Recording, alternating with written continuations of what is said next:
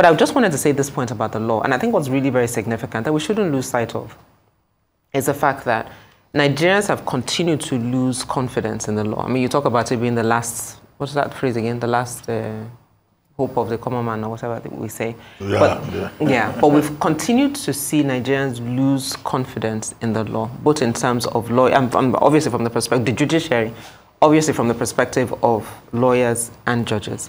The retiring Supreme Court Justice had his statement when he came. GT said if he wanted to reform, there are things he could have done while he was sitting on the bench, and saying this post facto is really neither here nor there, because what it does is just reinforces the fact that people don't believe that the judiciary is really doing what it should. And I think it's important to say, to your point around that the judiciary is focused on the law, but there are clear cases when, and I said this before, when the Supreme Court has given judgments that are against the law.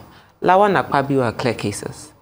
So for you to decide they were out of time and they did not participate in primaries, the law is clear. Now, this is not even a regulation and a guideline. It's in the Electoral Act. But the Supreme Court, for whatever reason, we shall not choose to speculate on what those reasons might be, decide to overlook the law.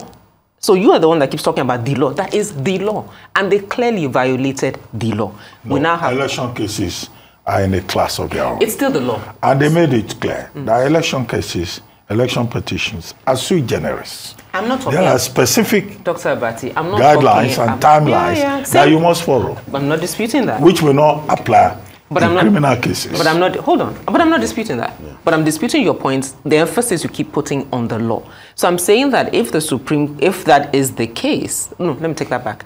I'm saying we have a clear case when they have not obeyed the law. So they're not, one, infallible. Number two, they are not, the law is not their only client. End.